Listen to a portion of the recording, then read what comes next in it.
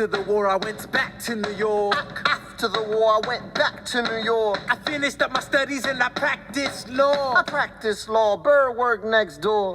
Even though we started at the very same time, Alexander Hamilton began to climb. How to account for his rise to the top? Man, the man is non-stop. Gentlemen of the jury, I'm curious, bear with me. Are you aware that we're making history? This is the first murder trial of our brand new nation, the liberty behind the liberation. I intend to prove beyond the shadow of a doubt with my assistant counsel. Co-counsel Hamilton, sit down. Our client Lemmy Weeks is innocent. Call your first witness. That's all you had to say. Okay, one more thing. Why do you assume you're the smartest in the room? Why do you assume you're the smartest in the room? Why do you assume you're the smartest in the room? Soon that attitude may be your doom. Why do you write like you're running out of time? Write day and night like you're running out of time. Every day you fight like you're running out of time. Keep on fighting in the meantime. Corruption's such an old song that we can sing along in harmony. You know, where is it stronger than in Albany? This colony's economy's increasingly stalling, and honestly, that's why public service seems to be calling me. I practiced the law, practically perfected it. I've seen injustice in the world, and I've corrected it. Now for a strong central democracy. If not, then I'll be Socrates throwing verbal rocks at these mediocrities. Hamilton at the Constitutional Convention. I was chosen for the Constitutional Convention. There is a New York junior delegate. Now, what I'm gonna say may sound indelicate. He goes and proposes his own form of government. His own plan for a new form of government. Talks for 6 hours. The convention is listless. Bright young man. Yo, who the F is this? Why do you always say what you believe? Why do you always say what you believe? Every proclamation guarantees free ammunition for your enemies. Why do you write like it's going out of style? Write day and night like it's going out of style. Every day you fight like it's going out of style. Do what you do. Alexander? Aaron Burr, sir. Well, it's the middle of the night. Can we confer, sir? Is this a legal matter? Yes, and it's important to me. What do you need? Burr, you're a better lawyer than me. Okay. I know I talk too much. I'm abrasive. You're incredible in court. You're succinct, persuasive. My client needs a strong defense. You're the solution. Who's your client? The new U.S. Constitution? No. Hear me out. No way. A series of essays anonymously published defending the document to the public. No one will read it. I disagree. And if it fails? Burr, that's why we need it. The Constitution's a mess. So it needs amendments? It's full of contradictions. So is independence. We have to start somewhere. No. No way. You're making a mistake. Good night. Hey, what are you waiting for? What do you stall for? What? We won the war. What was it all for? Do you support this Constitution? Of course. Then defend it. And what if you're backing the wrong horse? Burr, we studied and we fought and we killed for the notion of a nation we now get to build. For once in your life, take a stand with pride. I don't understand how you stand to the side. I'll keep all my plans close to my chest. I'll wait here and see which way the wind will blow. I'm taking my time watching the afterbirth of a nation, watching the tension grow. I am sailing off to London. I am accompanied by someone who always pays. I have found a wealthy husband who will keep me in comfort for all my days. He is not a lot of fun, but there's no one who can match you for turn of phrase. My Alexander, don't forget to ride.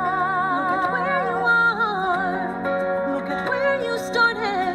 The fact that you're alive is a miracle. To stay alive, that would be enough. And if your wife could share a fraction of your time, if I could grant you peace of mind, would that be enough? Alexander joins forces with James Madison and John Jay to write a series of essays defending the new United States Constitution entitled The Federalist Papers. The plan was to write a total of 25 essays, the work divided evenly among the three men.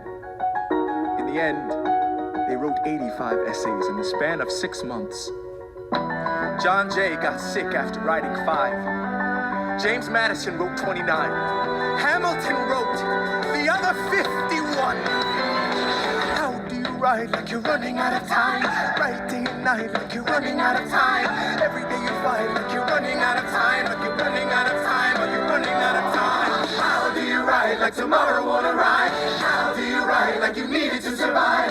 I'll be right every second you're alive, every second you're alive, every second you're alive. They're asking me to leave. I'm doing the best I can to get the people that I need. I'm asking you to be my right hand man. Or state. I know it's a lot to ask. Treasury or state. To leave behind the world, you know. Sir, do you want me to run the Treasury or State Department? Treasury. Let's go. Alexander. I have to leave. Alexander. Look around at how lucky we are to be alive right now. Helpless. They are asking me to leave. Look around. Isn't this enough? He will never be satisfied. He will never be satisfied. Satisfied. History has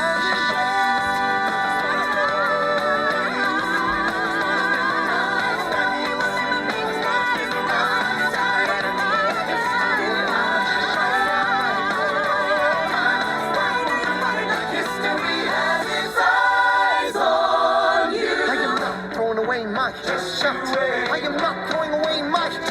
I am Alexander Hamilton, Hamilton, just you wait. I am not throwing away my shot.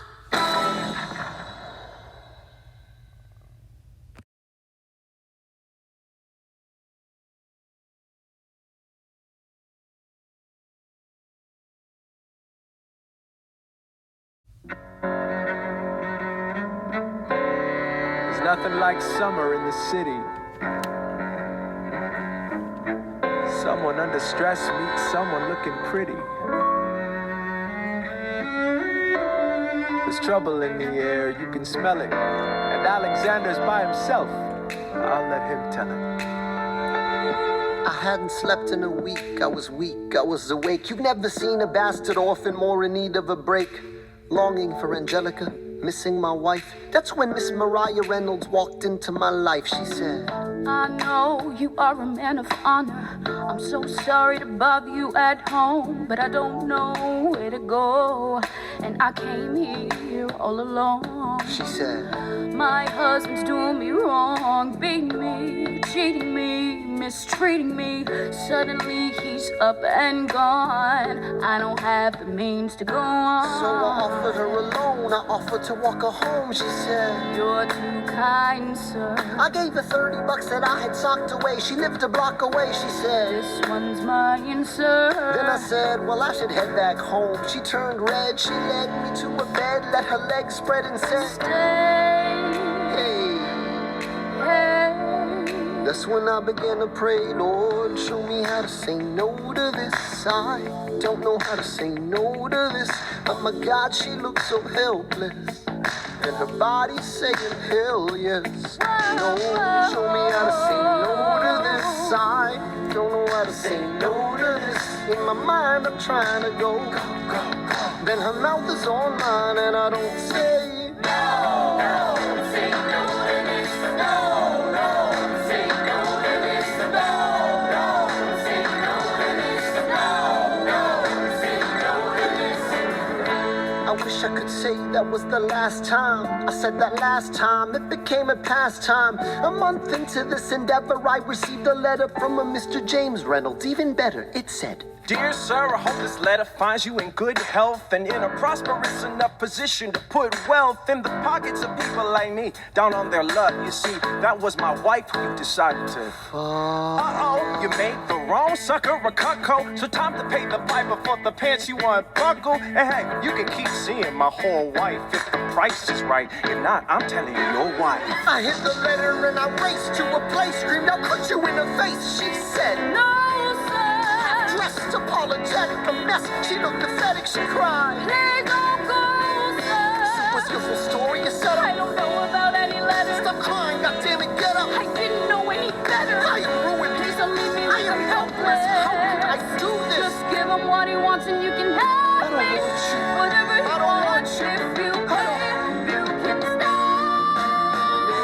Show me how to say no to this. I don't know how to say no to this. But the situation's helpless. And the body's screaming hell yes. No, show me how to say no to this. How can I say no to this?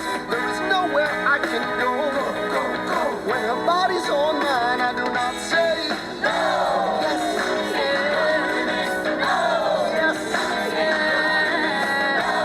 yes, yes. Say no to this, I don't say no to this. There is nowhere I can go.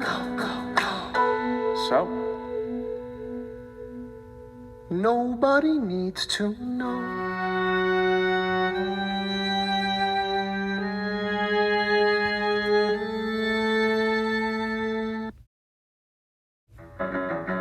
Mr. Vice President, Mr. Madison, Senator Burr, what is this? We have the check stubs from separate accounts. Almost $1,000 paid in different amounts to a Mr. James Reynolds way back in 1791. Is that what you have? Are you done? You are uniquely situated by virtue of your position. Though virtue is not a word I'd apply to this situation. To seek financial gain, to stray from your sacred mission. And the evidence suggests you engaged in speculation. An immigrant embezzling our government funds. I can almost see the headline, your career is done. I hope you save some money for your daughter and son. Your best one, run back where you come from. Ha! You don't even know what you're asking me to confess. You have nothing, I don't have to tell you anything at all. Unless if I can prove that I never broke the law, do you promise not to tell another soul what you saw? No one else was in the room where it happened. Is that a yes? Yes. Dear sir, I hope this letter finds you in good health and in a prosperous enough position to put wealth in the pockets of people like me down on their luck. You see, that was my wife who you decided to. What? She courted me, escorted me to bed, and when she had me in a corner, that's when Reynolds extorted me for assorted fee. I paid him quarterly. I may have mortally wounded my prospects, but my papers are orderly. As you can see, I kept a record of every check in my checkered history. Check it again against your list and see consistency. I never spent a cent that wasn't mine. You sent the dogs after my scent, that's fine. Yes, I have reason for shame, but I have not committed treason and sullied my good name. As you can see, I have done nothing to provoke legal action. Are my answers to your satisfaction? My God. Gentlemen, let's go. So? The people won't know what we know. Burr, how do I know you won't use this against me the next time we go toe-to-toe? Alexander, rumors only grow. And we both know what we know.